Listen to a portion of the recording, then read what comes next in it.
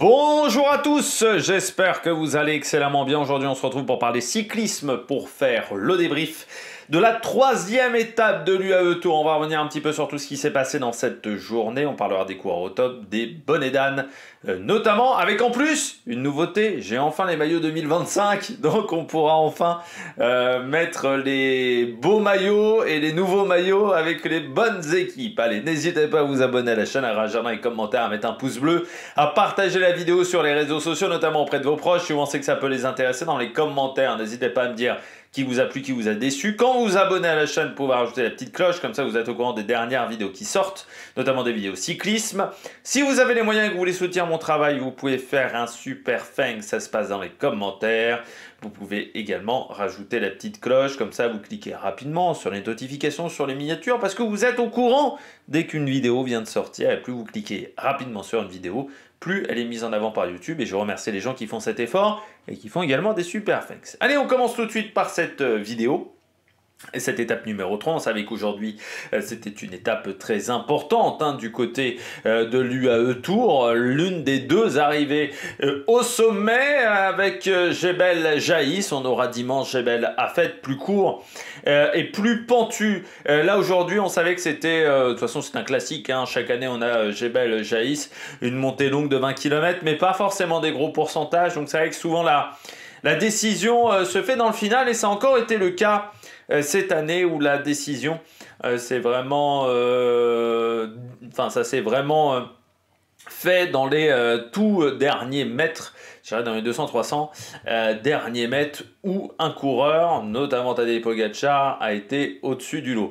Non, ce qu'on peut remarquer sur cette journée, ça a été également le duel entre les deux formations Solution Tech et l'équipe Bardiani, mais également le duel, presque la guerre vraiment que se sont fait Sam Odio et Tarodi pour ce maillot noir. C'est vrai que on peut saluer quand même ces deux équipes qui voudraient bien être invitées l'an prochain. Elles ont démontré vraiment du respect envers l'organisateur. C'est souvent ce que je regrette avec certaines petites équipes. Parfois, elles ne font pas la course à 100%. Et bien là, la Bardiani et Solution Tech ont fait la course à 100% avec Sam Odio et Tarodi. Et c'est Sam Odio qui a gagné aujourd'hui ce maillot noir, mais je pense que demain et après-demain et encore après-demain, on aura encore une belle bagarre entre les deux pour cette bagarre, et on risque de les voir encore en échappée. Et ces deux formations-là, on risque surtout de les voir en échappée, mais c'était un très très beau spectacle. Il y a presque eu plus de spectacles à ce moment-là que sur l'arrivée, parce que c'est vrai qu'on a eu un train de la UAE, Michael Berg dans un premier temps, avec Vermersch, puis Jevine qui a fait un gros boulot aujourd'hui. Novak, lui, a été plus en difficulté sur cette journée. Alors même si à un moment on a eu la décathlon AG2R, avec notamment Paul Sexas qui a roulé, c'est quand même UAE qui a fait 95% du travail sur cette journée. Allez, on regarde tout de suite les coureurs au top. Attaque de Marlou! Du côté des coureurs au top, bien entendu, le vainqueur du jour, enfin, certains diraient, au bout de 3 jours, on avait peur. Certains pensaient peut-être que c'était déjà la fin de l'ère Pogačar. Eh bien non, le Slovène s'est imposé aujourd'hui, première victoire en 2025 avec ce maillot de champion du monde, ce beau maillot de champion du monde. Lui aussi, il est partisan du cuissard blanc, pas du cuissard bariolé. C'est vrai qu'on parle toujours du cuissard noir, du cuissard blanc. Il n'y a encore aucun qui a tenté le cuissard arc-en-ciel. Alors il y avait eu un peu... Je crois que Boonen, quand il est champion du monde, il y avait quand même pas mal il y avait des lignes. Il avait un cuissard plutôt à tendance blanche, mais avec des lignes, je crois, aux couleurs de l'UCI. Mais encore aucun a tenté les couleurs bariolées de l'UCI. Bon, Pogačar aujourd'hui, il était favori. Comme souvent quand il est favori, la pression, ça ne l'atteint pas des masses. Il avait 3 mèches au-dessus du casque. Il avait aussi 3 jambes au-dessus des autres coureurs du peloton. Non, il était supérieur à tout le monde. Il a dit, ils l'ont énervé parce que personne ne voulait rouler. Ils ont demandé à Ineos, si Ineos ne voulait pas rouler. Alors il y a eu un peu de travail quand même. Il est un peu méchant parce qu'il y a l'auto qui a un peu bossé quand même. aujourd'hui, mais c'est vrai que tout le monde attendait en fait l'attaque de Pogačar. C'est-à-dire que c'est même marrant parce que quand Domen Novak s'écarte, parce que Domen Novak, je pense, devait faire un relais bien plus long que ce qu'il a réalisé, Jevine ne prend pas le relais tout de suite et tu sens qu'il y a un temps pendant 5-10 secondes où tout le monde se regarde un petit peu à droite à gauche et tout le monde se dit t'y vas pas, t'y vas pas, est-ce qu'il est vraiment en forme? Ouais, moi je pense qu'il est en forme mais j'ai pas envie d'y aller. Au bout d'un moment, c'est la Décathlon qui se décide, notamment avec Paul Sexas, avec Bruno Armirail, hein, même dans un premier temps, qui a fait un beau travail. Et Bissegger aussi, qui a retrouvé des jambes, Bissegger. Hein. Vraiment, il a retrouvé des jambes. On y reviendra. Mais Pogačar, au final, Jevine, on l'a utilisé à 2 bandes de l'arrivée. Et puis, quand il a accéléré, Jevine, tu sens que déjà, il met du monde en file. Et puis après, l'attaque finale, elle est à 250 mètres et pourtant tout le monde sait qu'il va attaquer. C'est un peu comme Pidcock sur le Halou la Tour. Tout le monde sait qu'il va attaquer, tout le monde est dans sa roue, mais personne n'arrive à suivre. Et ça se joue vraiment, encore une fois, sur les 5-6 premiers coups de pédale. Hein. C'est là où il fait l'écart. Il va faire très vite 15-20 mètres. C'est vrai que je pense que tout le monde attendait à ce que Van het Velde arrive à suivre, au moins dans un premier temps, sauf que Van het Velde n'a pas du tout réussi à tenir la cadence. Oscar Onley est donc obligé de dépasser Van het Velde, mais il est obligé de faire un grand détour au final pour contourner Van het Velde. Après, de toute manière, je pense qu'il n'aurait pas été en capacité de battre Pogačar, mais ça a encore plus aidé Tadej Pogačar qui s'est imposé facilement aujourd'hui. Hein, le coureur slovène, il n'y a pas eu vraiment de détails. On va pas en dire plus parce que voilà, ça a juste été une victoire et voilà, c'est quand le favori s'impose et qu'en plus ça se fait, on va dire, sans vraiment un coup tactique. Il n'y a pas vraiment grand chose à analyser à part que Pogačar était plus fort. Par contre, il y a des choses à analyser avec ce nouveau guidon. Hein. Alors je pensais qu'il l'utiliserait que sur le plat et pas sur les étapes en montée, mais il l'utilise également sur les étapes en montée. Donc ils appellent ça le guidon mouette. Du côté de la UAE, alors sachant que la UAE a également travaillé le vélo de chrono, parce que la position de Pogačar a encore été modifiée. Ça doit être un dingue de matériel, Pogačar, parce que souvent, il ajuste des choses au niveau matériel. Tous les ans, il y a des nouveautés. C'est rare les coureurs qui, tous les ans, comme ça, apportent des nouveautés. Alors, ça arrête un peu plus souvent maintenant, mais lui, il y a souvent beaucoup de nouveautés, notamment les manivelles. C'est le premier à avoir tenté des manivelles plus basses. Il change beaucoup de choses. Les autres, ils passent du scratch au lacet. Lui, il change énormément de choses. Et notamment ce guidon mouette, qui est assez impressionnant, il faut bien le dire, hein, ce guidon mouette. C'est une question aéro. Je pense qu'ils ont dû faire des tests en soufflerie. C'est un guidon qui doit être plus aéro. Qui doit... Alors moi, je me pose quand même la question de ce guidon sur 2 paramètres. Donc c'est un guidon qui est plus aéro. Ça, c'est clair et net. Par contre... est-ce que ça modifie pas l'aéro de l'arrière du vélo? Est-ce que ça pose pas des problèmes sur l'arrière du vélo? Parce qu'il faut savoir qu'en Formule 1, si vous changez l'aileron avant, mais que vous modifiez pas l'arrière de la voiture, eh bien, souvent, la voiture devient inconduisible et mauvaise. Parce que l'avant guide, certes, apporte de l'appui à la voiture, mais guide également le flux d'air jusqu'à l'arrière. Et quand vous changez l'avant, en fait, vous changez le flux d'air sur l'arrière. Donc déjà, interrogation, est-ce que le flux d'air a été modifié? Et parfois, ce qu'on considère comme une bonne idée, parce que oui, sur le papier, c'est plus aéro, c'est mieux, peut parfois se transformer en mauvaise idée, parce qu'au final, sur l'arrière du vélo, ça crée beaucoup de turbulences et c'est pas forcément idéal. Est-ce qu'il y a vraiment un avantage en termes de rendement qui va réussir à... En fait, est-ce qu'il y a un bénéfice-risque, quoi, un peu? C'est-à-dire, est-ce que les avantages compensent les inconvénients que peut avoir ce guidon-là? Inconvénients notamment en termes de direction. Il faut changer sa position sur le vélo aussi, un petit peu. Et au niveau pilotage, est-ce qu'on pilote aussi bien avec ce vélo-là qu'avec un guidon, on va dire, plus classique?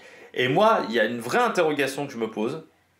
Je trouve que le compteur, personne ne se pose cette question-là, mais le compteur, je ne sais pas si vous avez vu où se trouve le compteur. Le compteur, normalement, il est plutôt sur la enfin, il n'est pas sur la potence. Il est un peu plus loin que la potence, normalement. Il est un peu devant. Ce qui fait que quand vous êtes la tête baissée comme ça, il est plutôt comme ça. Enfin, vous avez la tête dans cette position-là. C'est-à-dire, le compteur, il est là, il n'est pas là. En gros. Avec ce guidon mouette, le compteur est beaucoup plus bas. C'est-à-dire qu'il est vraiment quasiment au niveau de la potence. Il est quasiment au niveau de ce niveau-là. C'est-à-dire vraiment très très bas sur le vélo. Et là, je me pose vraiment une question. Est-ce que ce compteur ne devient pas illisible? C'est-à-dire, où est-ce qu'il ne faut pas faire un effort incroyable au niveau du cou, notamment, ce qui peut être un problème au bout de 3 semaines de course, pour voir correctement son compteur. Moi, c'est plus l'intégration du compteur qui m'intrigue dans ce nouveau guidon, parce que je me dis, bon, les tests en soufflerie, normalement, ils ont dû en faire, donc ils ont dû considérer que c'était suffisamment bon. Je pense qu'il a dû être validé au niveau de la direction. Mais le compteur, ça m'intrigue, parce que j'ai l'impression quand même que ça change beaucoup le positionnement du compteur. Et est-ce qu'il est aussi accessible? Est-ce qu'on peut modifier les valeurs du compteur aussi facilement qu'auparavant? Ça, c'est une grande question que je me pose avec ce nouveau guidon. Si vous avez la réponse, n'hésitez pas à me le faire savoir. Deuxième, eh bien, la Décathlon AG2R. Très bonne journée aujourd'hui de la Décathlon AG2R. On va déjà commencer en avant-propos. Stéphane Bissegger, il a retrouvé des jambes. C'est depuis longtemps qu'on ne l'avait pas vu aussi performant, l'ancien champion d'Europe. Deuxièmement, vous avez Armirail, toujours aussi performant. Bruno Armirail, sur ce type de montée-là, il arrive toujours à être aussi efficace. Troisièmement, Félix Gall. Félix Gall aujourd'hui, une montée sèche, c'est vraiment pas habituel de le voir performant comme ça sur une montée sèche, parce que c'est un peu comme, je dirais, Romain Bardet ou Thibaut Pinot avant. C'est un coureur qui n'aimait pas trop ça. C'est-à-dire les montées sèches, les trucs un peu punchy, c'est pas vraiment l'habitude de Félix Gall. Autant tu m'aurais dit Victor Lafay, je t'aurais dit, ah bah oui, Victor Lafay, c'est normal. Tu m'aurais dit Lenny Martinez, je t'aurais dit, ah bah oui, c'est normal, Lenny Martinez, il est très punchy. Félix Gall, moins, on n'est pas vraiment sur ce registre-là. Ça montre qu'il a déjà fait un bon contre-la-montre hier pour du Félix Gall, encore une fois. C'était un bon contre-la-montre. Aujourd'hui, il fait également une bonne course, une belle montée. C'est un coureur qui est en forme, Félix Gall, et qui a bien bossé pendant l'hiver. Ça aussi, ça veut dire, parce que peut-être qu'il a progressé dans le punch, qu'il a progressé encore également du côté du contre-la-montre. Lui qui a eu une année 2024 pas top, ça a été un peu difficile, il n'a pas confirmé. Félix Gall, et là aussi, comme Bissegger, on a peut-être retrouvé du niveau du côté du coureur autrichien. Et puis bon, je termine bien entendu par un coureur dont tout le monde a parlé aujourd'hui. Ah oui, Paul Sexas. Paul Sexas, que dire de Paul Sexas? 18 ans quand même. 18 ans et déjà là avec les meilleurs. Moi, je me rappelle déjà quand j'ai vu la première fois Lenny Martinez au Tour des Alpes, où je me suis dit, lui, il a quand même un sacré talent. Je m'enflamme assez rarement. Vous le savez, je ne suis pas le mec qui va s'enflammer le plus fort. Mais là, c'est que ça, c'est quand même impressionnant aujourd'hui. 10e, en roulant quand même un peu pour Félix Gall. Alors certes, le relais n'est pas très long, mais il a quand même roulé pour Félix Gall en tête de course. Sur une montée de 20 km, qui donc dure quand même 45 minutes. Donc c'est un travail au seuil, c'est un travail très long au seuil. 3e jour de course. Certes, hier c'était qu'un contre-la-montre et avant-hier, c'était une étape qui s'est surtout décantée sur la fin, mais c'est quand même un 3e jour de course. En voir le tour, ça serait mal passé, j'aurais dit ouais, c'est normal, parce qu'il a que 18 ans. Il aurait fait 30e de l'étape, j'aurais déjà trouvé ça bien. Mais alors là, c'est exceptionnel ce qu'il a fait, Sexas. Un mec aussi jeune performé d'entrée, des coureurs de moins de 20 ans qui performent aussi bien, il n'y en a pas eu tant que ça quand même dans le peloton. Donc non, c'est assez impressionnant ce qu'il a fait aujourd'hui, Paul Sexas. Il a été vraiment très fort, très efficace. Non, ça a été du très très bon boulot. Donc moi j'attends de voir ce que ça va donner à Jabel Lafette après une semaine de compétition. En termes de récupération, voir comment ça se passe. Mais pour l'instant, c'est du très très bon boulot que propose le coureur français. Et j'attends de voir la suite. Voilà. Mais la suite m'intéresse grandement. Du côté de Paul Sexas, Jabel Lafette m'intéresse grandement de voir comment il va se comporter. Déjà hier, il avait fait un pas mauvais contre la montre. Là aujourd'hui il continue. Non, c'est bien ce qu'il propose hein, pour le moment le coureur français. Ivan Romeo, Castrillo a certes fait une belle journée, mais Castrillo, il l'a déjà fait sur la Vuelta. Ce genre de montée sur la Vuelta, il a déjà été bon. Ivan Romeo, surtout, certes, il avait déjà fait un bon tour de la communauté de Valence, si je ne me trompe pas, mais Ivan Romeo, là, 20 km de montée, 3 quarts d'heure d'effort, pour moi, c'est quand même un grand gabarit, Ivan Romeo. Là aussi, c'est très intéressant pour l'avenir. De finir juste devant Pablo Castrillo, 21 ans. Alors après, c'est un coureur qui est passé par Gens Berman Axeon. Mais là, il a été très très efficace pour un coureur qui fait quand même 75 kilos. C'est pas un maigre. Hein. Au final, il est sur un gabarit. Il fait quasiment la même taille que Milan, en étant quand même un peu plus léger que Milan. Mais il fait pas 15 kilos de moins que Milan non plus. Ouais, c'est intéressant. C'est intéressant. Je pense que il y a quelque chose à voir en montagne pour lui. On le verra normalement sur le Tour de France. Ça va être bien de le voir sur le Tour de France, lui. Mais ouais, je me dis qu'il y a quand même un bon début de saison pour le moment. Vainqueur d'une étape sur le Tour de la communauté de Valence. Là, ça fait 2 jours qu'il est 7e.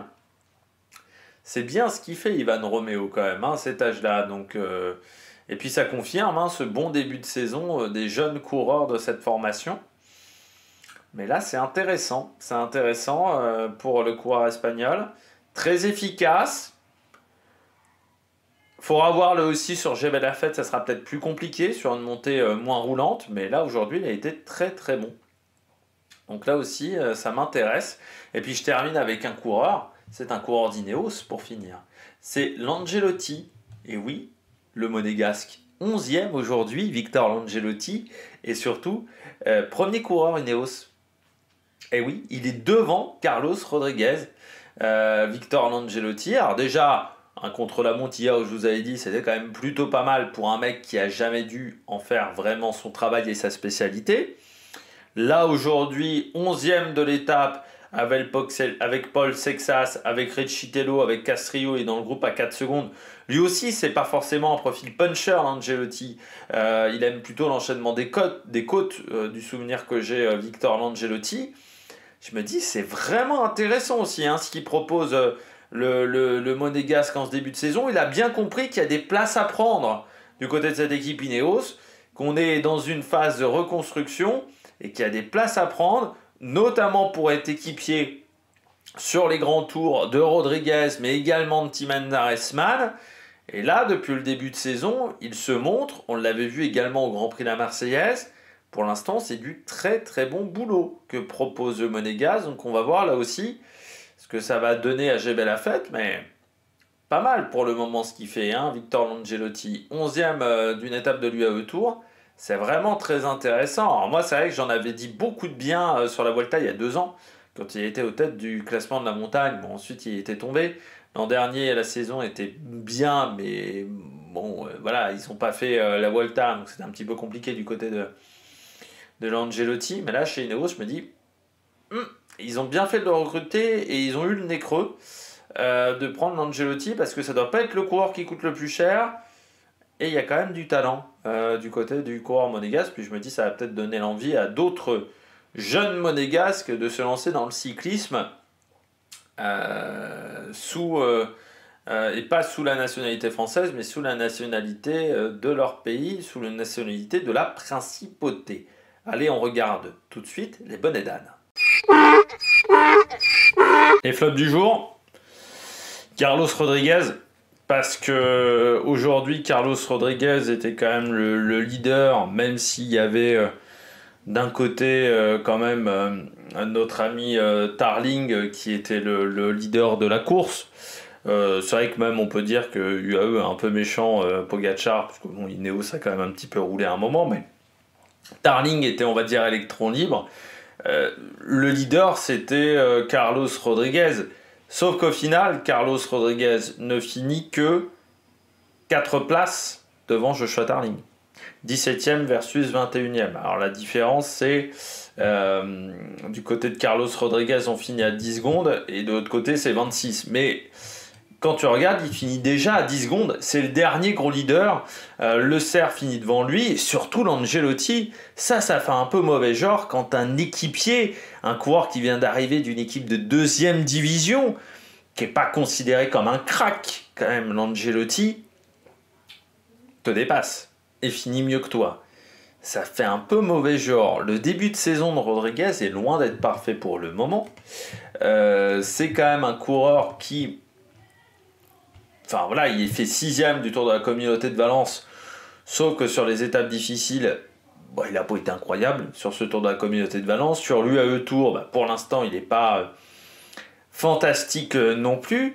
Et c'est quand même un coureur qui, cette année, doit montrer qu'il est en capacité d'aller gagner un grand tour. Enfin, gagner un grand tour peut-être pas, mais qu'il est en capacité de refaire top 5, voire podium d'un grand tour. Et là, je me dis que pour le moment, c'est pas vraiment le cas. Pour le moment, on voit pas de progrès par rapport à l'an dernier du côté de Carlos Rodriguez. Moi, j'ai toujours trouvé que Carlos Rodriguez est un coureur qui est travailleur. C'est un coureur qui est très polyvalent. Le problème, c'est qu'il lui manque une qualité à Rodriguez.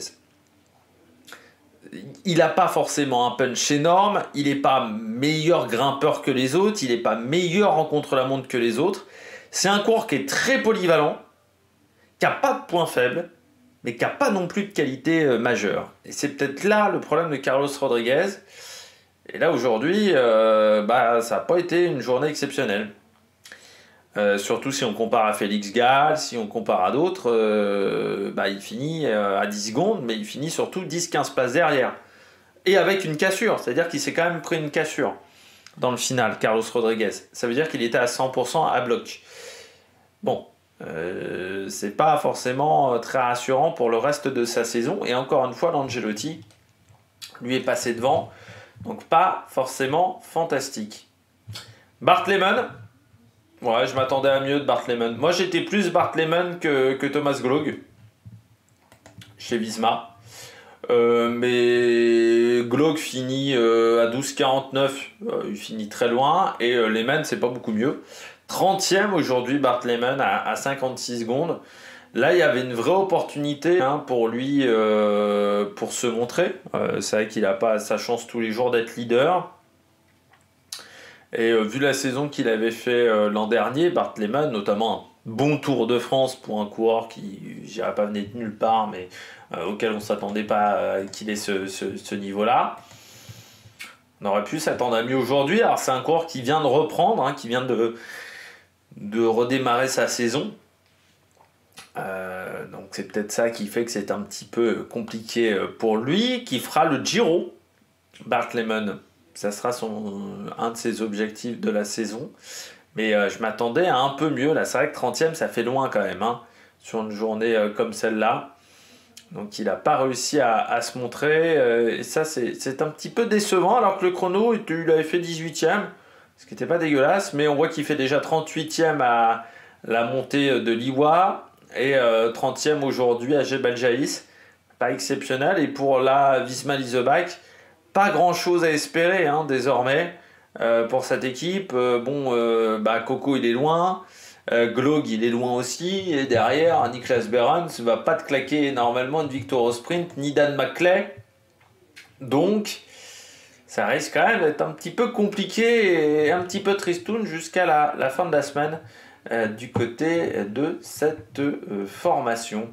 Et puis je termine rapidement avec l'AEF, là aussi pas exceptionnel du côté de l'AEF aujourd'hui, que ça soit Chavez ou Carty, c'est quand même pas fou. Alors il y a Steinhauser mais qui craque un peu sur la fin, qui finit 15e, et c'est pas forcément celui qu'on attendait le plus, Steinhauser, même s'il a été bon l'an dernier. On attendait peut-être plus un Esteban Chavez ou un Hugh Carty, qui ont encore déçu. J'ai envie de dire que c'est habituel pour les deux.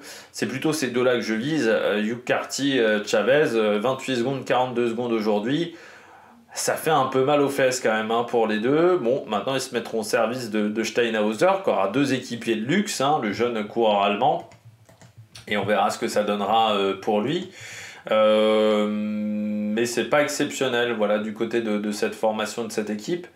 Steinhauser qui fait presque petit joueur par rapport à Romeo, hein, parce que 1,89, 65 kg, Romeo c'est 10 kg de plus et 5-6 cm de plus, donc c'est presque petit joueur en termes de gros gabarit, Steinhauser. Je pense qu'il aura quand même du mal à Jebel Afet, parce que les changements de rythme, c'est pas forcément là où il est le meilleur, à part s'il a progressé dans le domaine. Je pense que cette montée-là correspond plus à ses qualités que la montée de dimanche normalement. Mais on verra bien du côté de Georg Steinhauser. Allez, on regarde tout de suite les différents classements. Allez, on regarde tout de suite les différents classements sur cette UAE Tour. Pogačar, vainqueur aujourd'hui devant Oscar Onley, hein, c'est vrai qu'on n'en a pas parlé, mais belle étape du Britannique. Félix Gall 3 devant Van Edvelt et Ciccone. Du côté du maillot jaune, eh bien Pogačar est en tête avec 18 secondes d'avance sur Tarling, Castrillo et Ivan Romeo. Finn Fisher Black, Jevan Ciccone. On voit que chez Ineos, à part Tarling, ça risque d'être compliqué quand même pour avoir un bon classement en général, parce que l'Angelotti est quand même 20e du fait d'un contre-la-montre où il était au-delà de la 30e place à l'arrivée. Même si c'était quand même un contre-la-montre très intéressant. Du côté de Tadej Pogačar, on est en tête du côté du classement des points, devant Oscar Onley et Carlos Samudio. Samudio est en tête du classement des sprints intermédiaires. Et enfin, du côté du classement des maillots blancs, Joshua Tarling est en tête devant Castrillo, Romeo et Finn Fisher Black. Mais on voit que dans ce classement, rien n'est fait, hein, vu que Van Edvelt est seulement à 20 secondes et Oscar Onley à 23. Ça risque d'être extrêmement serré dans ce classement du maillot blanc. C'est peut-être là où on va avoir la véritable bagarre du côté de ce UAE Tour et sur le classement également du maillot noir des sprints intermédiaires, parce qu'on a vu qu'aujourd'hui c'était quand même très animé. Et puis du côté du classement par équipe, c'est Ineos qui est devant Movistar, Decathlon, Red Bull, Bahreïn pour compléter ce classement. Demain, eh bien c'est une journée enfin peut-être pour certains sprinteurs, parce que c'est vrai que ceux qui passent pas bien les bosses mangent leur pain noir depuis le départ. On partira de Fujairah Kifda Beach pour aller vers Al-Quwain. Voilà pour cette journée. Il faudra faire attention. Il y aura peut-être du vent. Parce que là, vous ne voyez pas le haut de la carte, mais c'est de l'eau, hein, quasiment sur tout le long. Donc, il faudra faire attention au vent, peut-être, sur cette journée. 180 km quand même, hein, à parcourir du côté de cette étape. Donc, il faudra faire attention également avec la gestion de l'énergie, surtout après 3 jours de course, et pour certains ça a été un tour, et puis il y aura peut-être encore une bagarre du côté des sprints intermédiaires entre Samudio et Tarozzi. N'hésitez pas à vous abonner à la chaîne, à réagir dans les commentaires, à mettre un pouce bleu, à partager la vidéo sur les réseaux sociaux, notamment auprès de vos proches, si vous pensez que ça peut les intéresser. Dans les commentaires, n'hésitez pas à me dire qui vous a plu, qui vous a déçu. Et puis nous, on se retrouve donc pour de nouvelles aventures sur la Mec Production. Ciao, ciao!